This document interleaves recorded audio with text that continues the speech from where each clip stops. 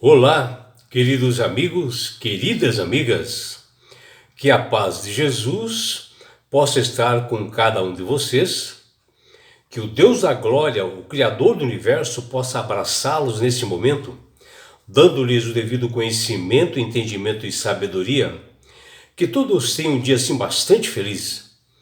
Boa seleção!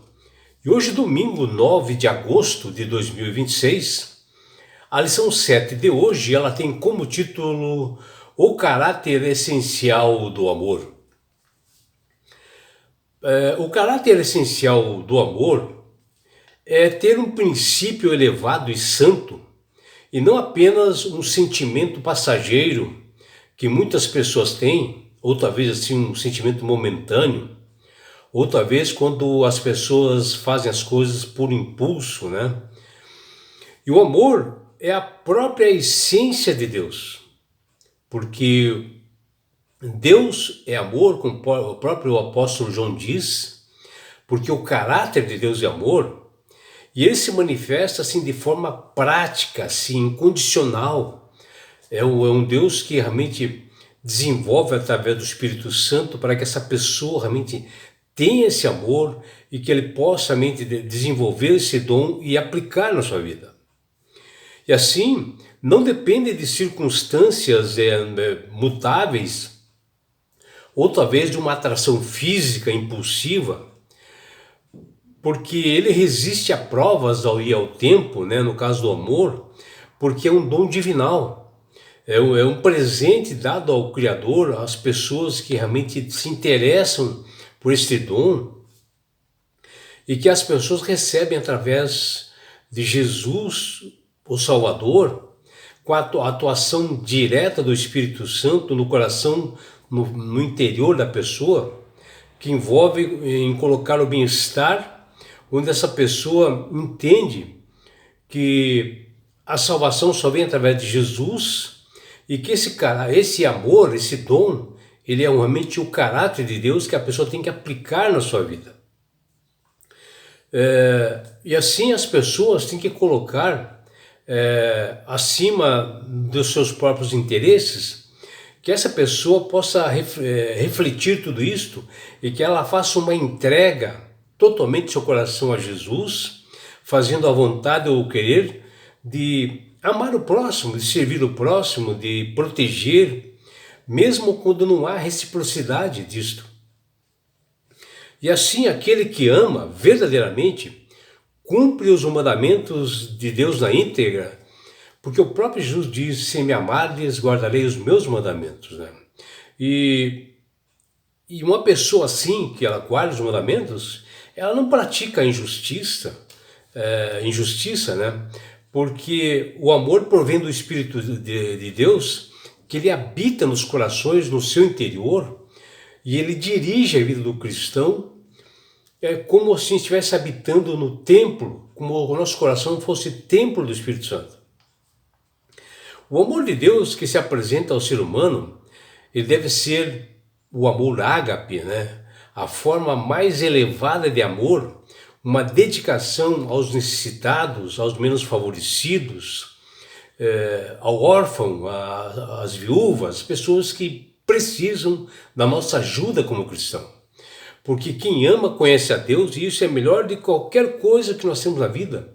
Pode ser bens, pode ser qualquer outra coisa. Quando a pessoa conhece esse verdadeiro amor, ela passa a distribuir isto e abençoar as demais pessoas.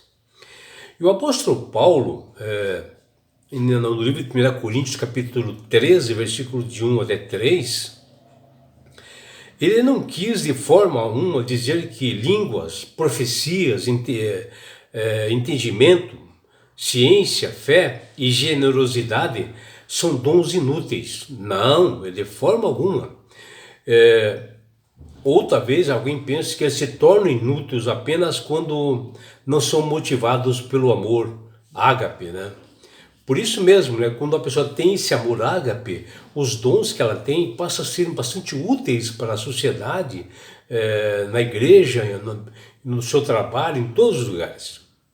O tipo de amor que Paulo está falando nesse livro de 1 Coríntios 13 é aquele que é expresso em frases, que aliás, que não é expresso assim, em frases que é muito comum na vida de hoje, né? Quando a pessoa diz assim, eu amo morangos, eu amo isto, eu amo aquilo, eu amo os meus amigos. Outra vez ele diz assim, eu amo a minha família. Não, absolutamente isso. É um amor diferenciado. Eu chamo esse amor ágape.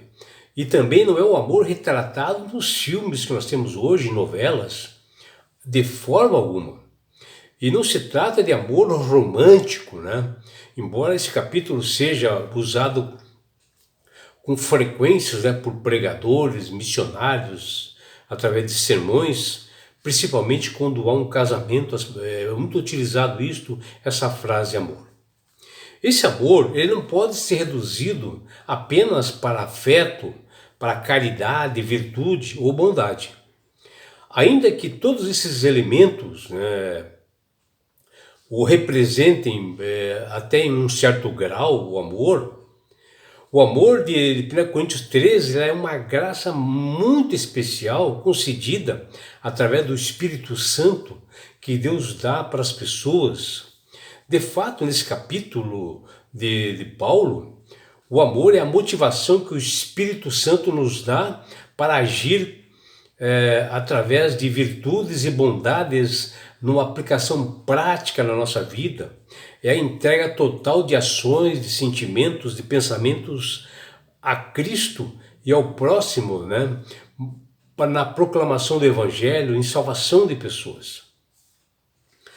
Conforme 1 Coríntios 13, Paulo dá a medida, o padrão que todo cristão deve conhecer e deve ter, porque é a sua identificação como pessoa e como cristão, como discípulo de Cristo, onde o amor é a essência de tudo, onde os seguidores de Cristo devem realmente apresentar isto, onde o amor, esse dom de amor, ele é muito superior aos demais dons que nós temos e que todas as pessoas conhecem. E que esse amor, esse dom de amor, ele é manifestado através de atitudes práticas que nós temos. Às vezes, quando uma pessoa está necessitada, caída, perseguida, né? Principalmente no mundo de hoje, é que nessas práticas de dia a dia, é que esse amor é apresentado. Onde nós devemos ser perseverantes e altruístas, sentir também a empatia, ter a empatia do que o próximo está sentindo para nós ajudá-los. Né? E também no livro de Mateus, capítulo 24, 12, Jesus, diante dos seus discípulos, ele dá um alerta para um dos sinais dos fins dos tempos. Ele diz, por se multiplicar a iniquidade, o amor de muitos se esfriará. Aqui Jesus está falando que as pessoas podem se acostumarem com a maldade e achando normal, como nós vemos no mundo de hoje, e as pessoas se afastam de Deus e vão para um caminho da perdição. E aqui dentro dessa passagem de Mateus 24, ela tem um sinal duplo, né? Onde Jesus fala do tempo do fim, que antecede a segunda vinda de Cristo, onde ele dá uma profecia para isto, mas que ela se cumpriu desde a queda de Jerusalém, no ano 70, e se repete hoje como algo assim bem claro do que Jesus falou, pela frieza espiritual do que se encontra o ser humano, o egoísmo exagerado que as pessoas têm, algo que as pessoas estão querendo ter cada vez mais coisas materiais, pessoas estão se esquecendo do maior dom que é o amor, as pessoas estão se esquecendo sim de Deus, né? E que está imperando no mundo de hoje a falta de amor e há uma crise nas famílias em decorrência disso. Por isso que é um princípio das dores, o esfriamento do amor, que Jesus fala aqui em Mateus 24, né? E assim, meus amigos, o que me impressiona, assim, ao ler as Escrituras, nesses ensinamentos bíblicos, é o que escritores, eles assim não enfatizam, eles não definem bem o conceito do que é o amor. Porque seria cair no perigoso terreno da teoria, né? E desprovido do mais importante, que é a praticidade da atitude das pessoas.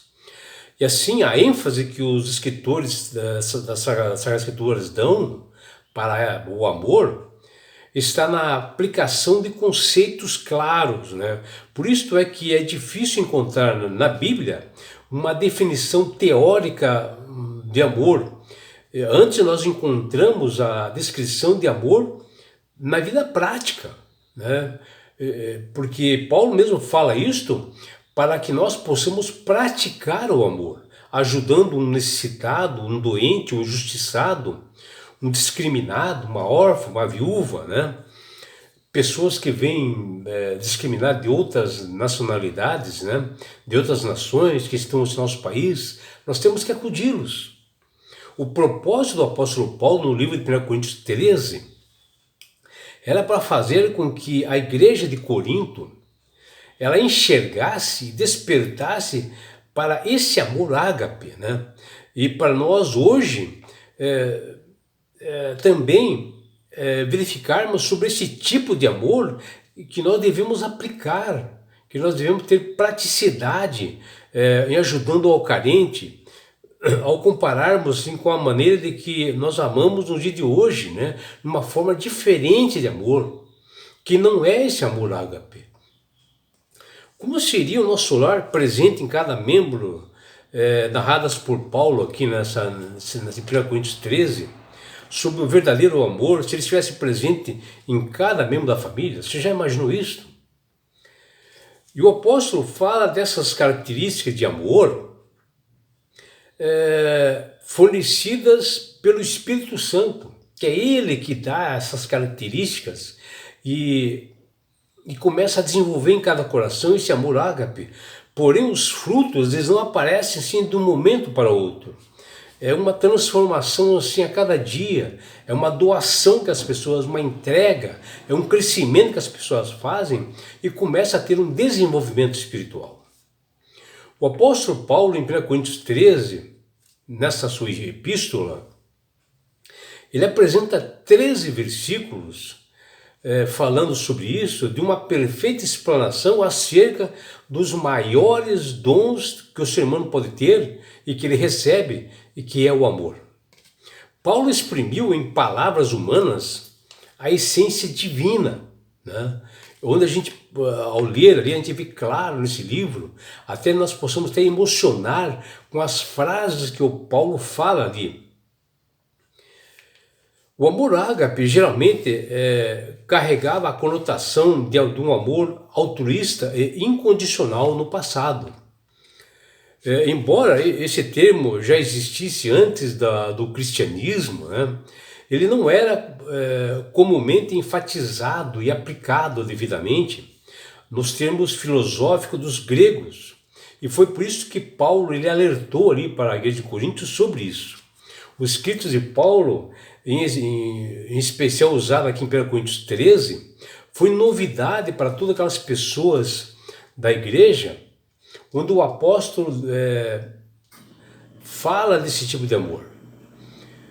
O apóstolo narra que o amor ele é benigno, ele não se porta inconveniente, não busca seus próprios interesses, não se irrita, não se regozija na verdade. Tudo isto, porém, é a atuação do Espírito Santo, que ele faz isso na pessoa, ele transforma e modifica as pessoas e elas passam a aceitar um